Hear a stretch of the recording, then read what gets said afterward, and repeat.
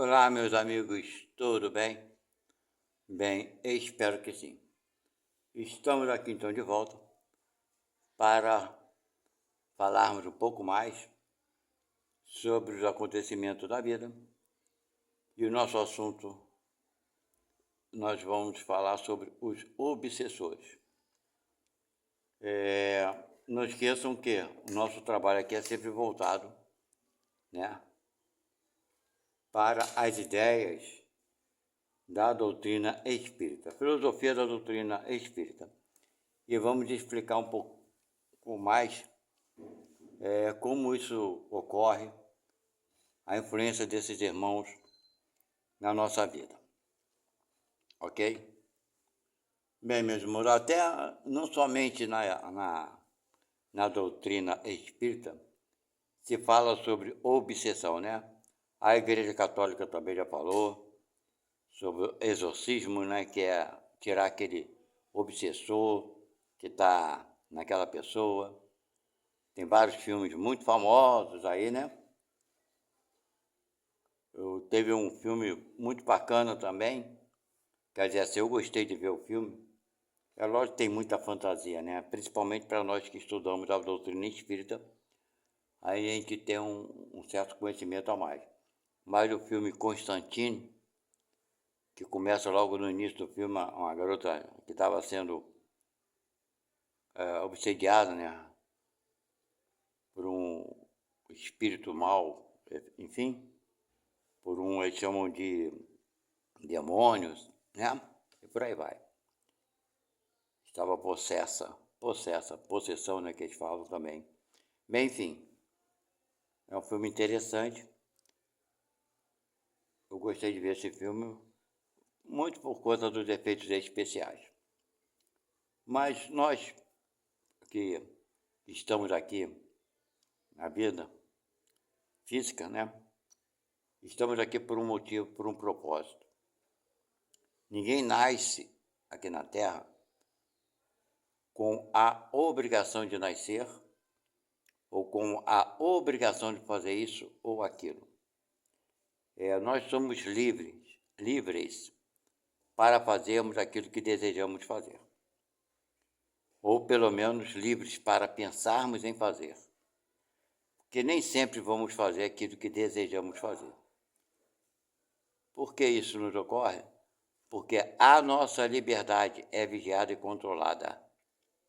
Não é uma liberdade 100% como alguns pensam. Nós temos o livre-arbítrio. Livre-arbítrio é a liberdade de fazer escolhas, mas não é a liberdade de agir, de tornar nossas escolhas reais. Você pode muito bem ter o livre-arbítrio, vamos dar um exemplo aqui básico, de querer matar alguém com um tiro, né? Você tem o livre-arbítrio, a pessoa te fez algum mal, bem, algum problema houve entre você e essa pessoa, e você, tomado de ira, pretende, né, dar extermínio à vida dessa pessoa. Vamos supor que você se apodere de uma arma qualquer que seja, e deu uns tiros, vamos botar uma arma de fogo, né? Deu uns tiros nessa pessoa. E essa pessoa acaba indo para o hospital e não morre. Então, e tem outros que você pretende matar, vamos dar exemplo, outros casos, né? Que a pessoa dá só um tiro e acerta o coração em cheio e mata, ou um tiro na cabeça e mata. E tem tantas outras que levam mais de 17 tiros, vai para o hospital e sobrevive. Então, qual foi o teu livre-arbítrio? De pensar e de tornar aquilo numa ação. Deu o resultado que você queria quando a pessoa sobrevive, não deu o resultado que você pretendia. Então, seja como for, o nosso livre-arbítrio, seja como for, está interligado com a necessidade de tal caso se concretizar. Por conta de quê? Por conta do merecimento daquela outra pessoa que será atingida por alguém. Então, existe aí uma via, né, podemos dizer, de duas mãos. Uma onde você tem a liberdade de querer fazer e a outra tem a liberdade de não sofrer a consequência da ação que você queira praticar. Da mesma forma, sentido contrário, ok? Alguém pode querer te atingir de alguma forma e pode ser que ela não consiga te atingir. Então, nós estamos vendo aí que existe uma lei da natureza que é superior a qualquer liberdade que temos, a qualquer livre-arbítrio. Essa lei, ela é regida por Deus, ok? É a lei da natureza, onde ninguém passará por coisas que não tem que passar, nem que não deva passar. É que nós não entendemos muito isso ainda, por conta do nosso egoísmo e da nossa vaidade. Essa é a verdade. Não queremos admitir que as dificuldades que sofremos, causadas por alguém, os causadores dessas dificuldades, fomos nós mesmos, ok? E algumas vezes, quando admitimos isso, falamos que fomos castigados por Deus por tal coisa ter nos acontecido porque agimos de errado. Aí a gente quer botar, de uma certa forma, a culpa em Deus, que Deus, não, de alguma forma, não nos perdoou. Então a gente está sempre, nós estamos sempre nos colocando como vítimas. Vítimas. Eu sou vítima do governo, eu sou vítima de fulano, eu sou vítima de Beltrano. Quando não encontramos pessoas vivas às quais podemos alegar que elas são as culpadas de tal acontecimento desagradável, nós vamos para o mundo espiritual. Aí nos dizemos vítimas dos espíritos maus, seja do demônio, seja do capeta. Na doutrina espírita são espíritos voltados para a maldade, né? São espíritos obsessores. A gente sempre quer botar a culpa em alguém, quando a culpa de qualquer coisa que nos ocorre são os nossos atos na vida atual ou na vida passada, ok? Alguns vão me perguntar, peraí, mas não existem obsessores, então isso tudo... O que você quer dizer com isso? Bem, gente, olha só. Quando nós nascemos aqui, viemos para a vida de relação no corpo físico, antes nós fazemos nossos acordos antes de nascer. Ninguém nasce com o propósito de fazer maldade. O nosso propósito é sempre de fazer o bem, ok? Então a gente vem com esse propósito. Muitas vezes nós nascemos com o propósito de fazer o bem àquele que nós prejudicamos numa vida anterior. Esses os quais nós prejudicamos nascem sobre a condição de nos perdoar, ok? Pode ser que se torne um filho seu, pode ser que se torne o seu cônjuge, né? Ou esposo ou esposa, pode vir no papel de pai, de mãe, enfim.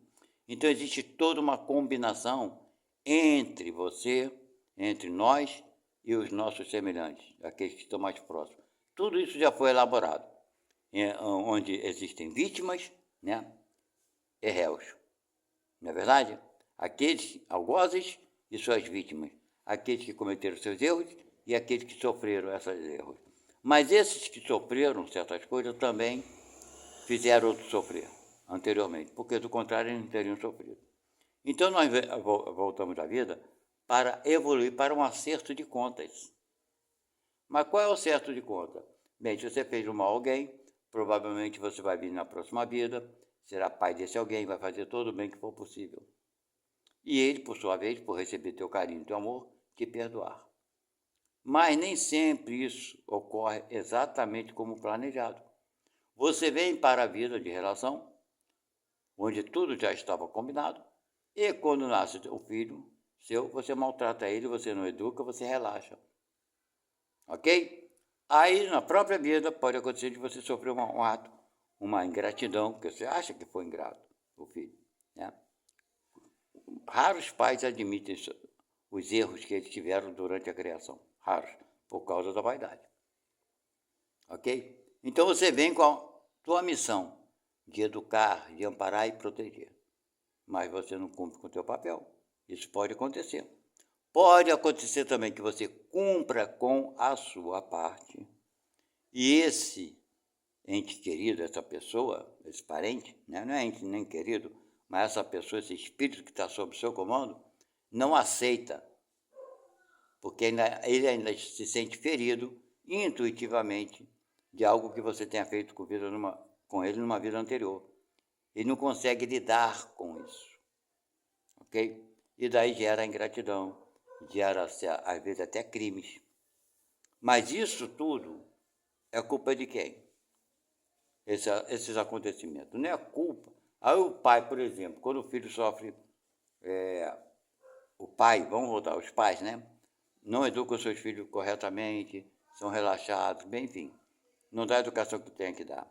Aí o filho cresce, começa a dar problema dentro de casa, aí naquela confusão o pai perde o controle, acaba agredindo, não sei o quê. Aí bota a culpa em quê? Nos espíritos.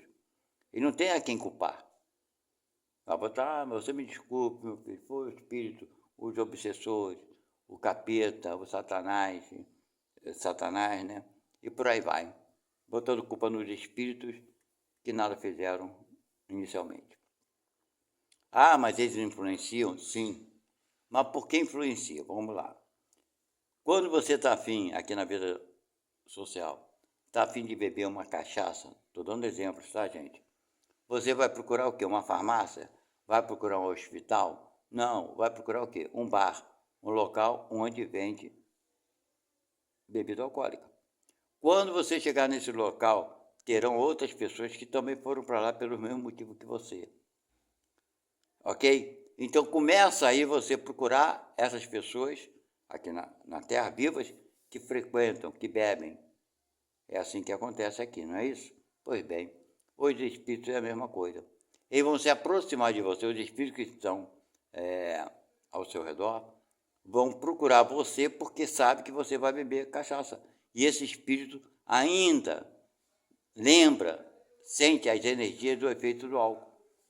Ele vai te influenciar a você tomar cachaça, para que ele te acompanhe e absorva contigo um pouco daquela energia do álcool. Ok? Porque a energia do álcool, quando você bebe, vai para onde? Vai para o corpo, que atinge teu espírito. Não é o espírito, não, atinge teu perispírito. Então, esse espírito que está ao seu lado, ele também tem um perispírito. Ele praticamente subtrai do teu perispírito, através do perispírito dele, a energia do álcool que está no teu perispírito. Ok? Então, é um processo de troca de energia. Ok? Você passa, então, a ser obsediado. Mas quem chamou esse espírito para perto de você? Quem botou ele perto de você? Não foi ninguém, foi você que atraiu pelo teu pensamento, pelas tuas ideias, pelos seus gostos, pelos seus prazeres, pelo teu jeito, enfim, do seu modo de pensar. Ok? Então, não existe nenhum obsessor que tenha como fazer uma pessoa que não tem um hábito de beber, que nem gosta de beber, fazer essa pessoa beber. E essa possibilidade ela não existe. Por exemplo, eu não bebo, ok? Não tenho vontade de beber.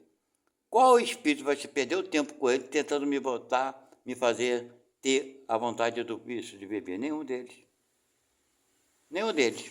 Que vão ver, esse cara não bebe nem gosta, vamos procurar fulano ali que ele gosta de beber.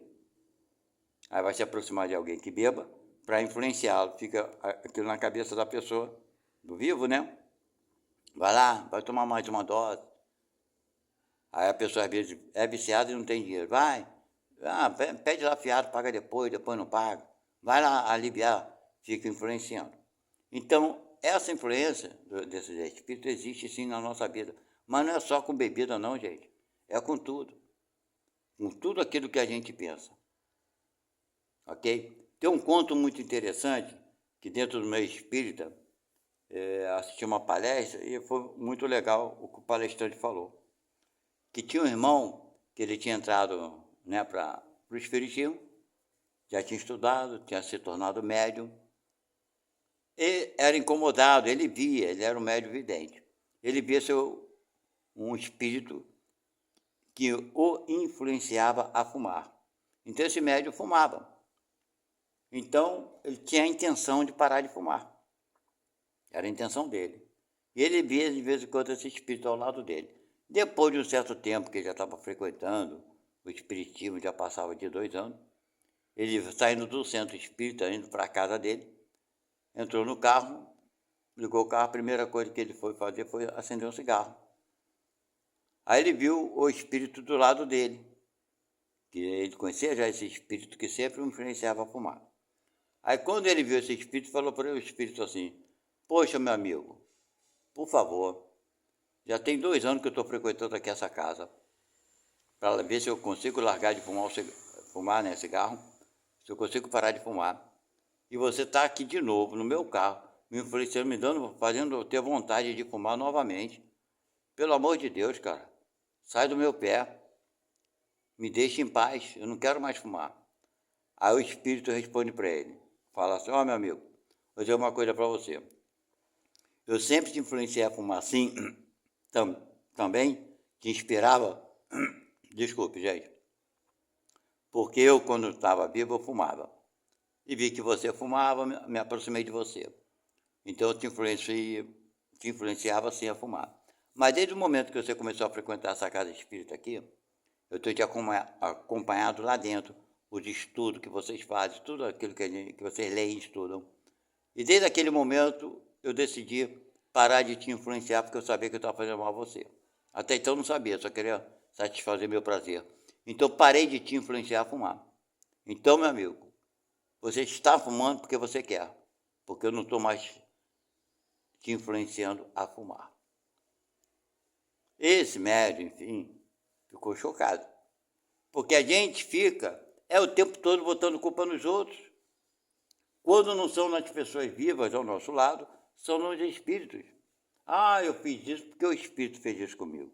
Ah, eu fiz isso porque o capeta, Satanás, me influenciou. Ah, nós sempre tem, sabe, não admite que fizemos porque queremos e gostamos de fazer. Se você não assume que você está fazendo aquilo que você quer fazer, você não está enxergando ainda a tua necessidade de se consertar. Porque não vem de você. Você não tem defeito, nós não temos defeito, são os outros que fazem a gente fazer as coisas erradas. A gente sempre transfere a culpa para os outros. Essa que é a grande verdade. Por conta de quê? Da nossa vaidade e do nosso egoísmo. Porque estamos pensando sempre na gente, nunca no próximo. Se nós parássemos para pensar um pouco mais, nós vamos ver que a nossa responsabilidade vai muito além daquela que pensamos que temos. Vai muito além. Nós nascemos, achamos que a nossa responsabilidade é ser um bom filho, é ser um bom parente, é ser um bom pai, ou mãe, enfim, e por aí vai. Pensamos que é só isso. Não é só isso. Nós temos uma responsabilidade muito maior, é de ajudar o nosso semelhante. Mas nós não conseguimos ajudar o nosso semelhante se nós não mudarmos o nosso jeito de pensar e de agir. Precisamos mudar, é um esforço muito grande, porque mudar o próximo, às vezes até a gente consegue. Às vezes. Mas a gente está sempre querendo mudar o outro, mas não queremos mudar a nós mesmos. Essa falta de responsabilidade é que nos gera muitos conflitos e muitos transtornos, muitas crenças. Passamos a acreditar que o mundo é todo errado, nós somos todos certos. Nós temos a fórmula correta para tudo, mas os outros não a têm. Somos nós que sabemos qual seria a melhor política. Somos nós que sabemos que o outro deve fazer. Somos nós que não botamos em prática aquilo que Jesus nos aconselhou, né? Muda-te a ti mesmo e o mundo mudará por si só. Mas nós estamos freneticamente querendo que os outros sejam do jeito que gostamos ou gostaríamos que eles fossem. E queremos que os outros gostem da gente do jeito que somos, sem fazermos mudança. Olha quanto egoísmo, queremos tudo para nós. Nós queremos que os outros mudem o nosso gosto, que eles teriam que ser do jeito que nós gostaríamos que eles fossem, ou gostamos que eles pudessem ser. Mas, não, eu não mudo. Eu sou exemplo de ser perfeito, o que não é verdade. Ok? Você é um bom pai, uma boa mãe, mas ainda assim vai cometer seus erros, porque ser pai ou ser mãe, um filho quando nasce, não nasce com manual de instrução. Não é verdade? De como educá-lo. Cada filho é um jeito diferente. Por serem diferentes, embora sejam 3 filhos, você vai ter que educá-los de forma diferenciada. Você não pode dar a mesma regra para os 3 filhos.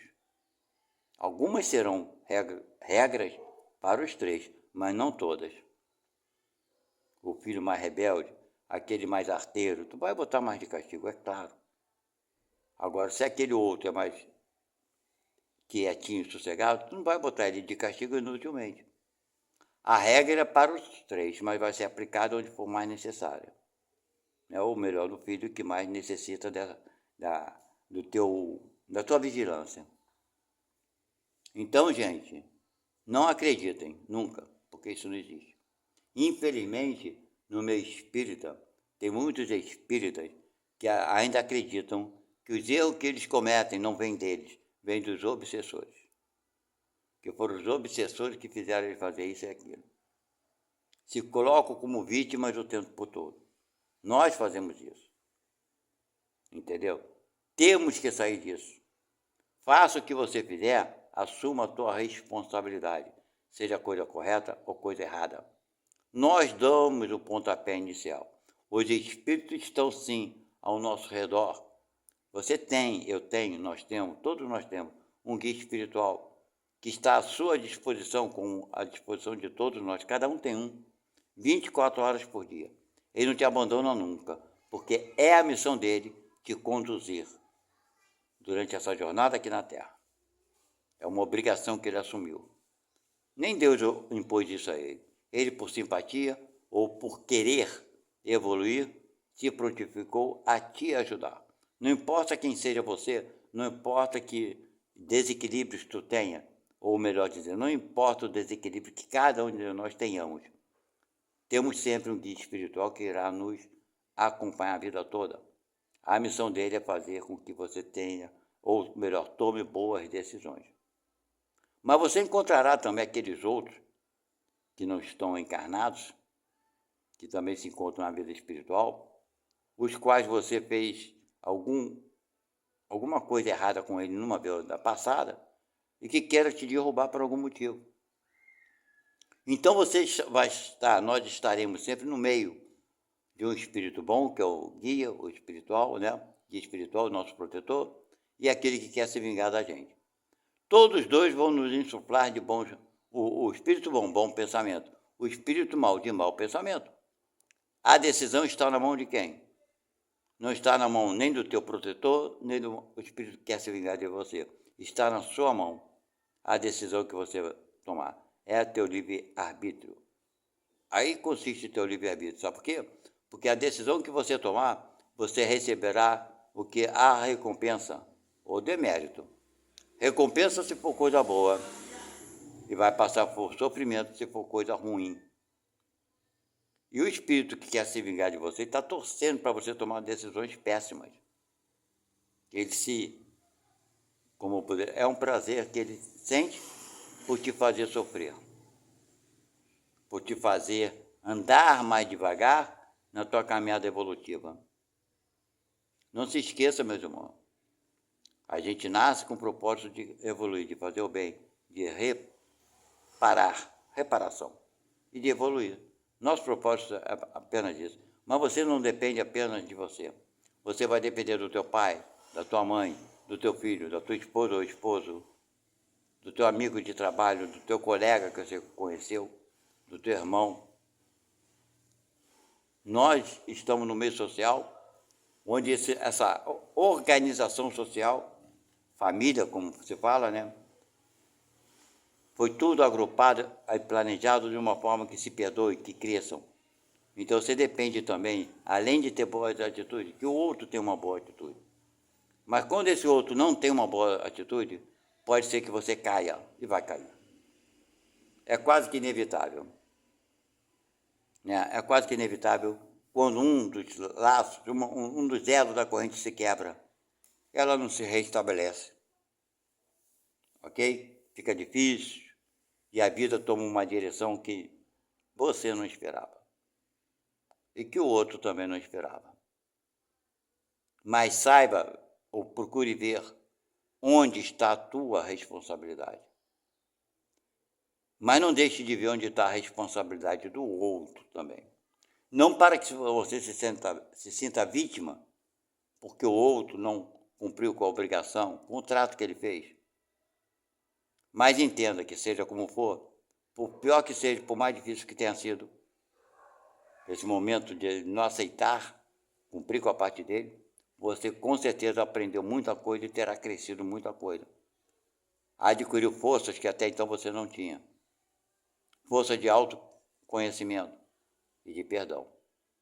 Coisas que você, infelizmente, por mais doloroso que tenha sido, por mais doloroso que seja, se você compreender bem, você terá crescido muito. Ok? Então, esse é um fato. A gente só cresce com entendimento, com aceitação, com razão. Não é aceitação cega, mas com razão. Então, meus irmãos, os obsessores, os seus vizinhos, as pessoas, enfim, não têm um poder sobre a tua vida, só você tem. Se irritar, se irar, se acalmar, se pacificar e pacificar os outros, está dentro de você. Você vai tomar a decisão que você quer tomar por escolha sua. Os outros te influenciam, mas o autor, quem vai assinar a autoria do ato, será sempre você. Seremos sempre nós. Ok? Até a próxima. Fiquem com Deus.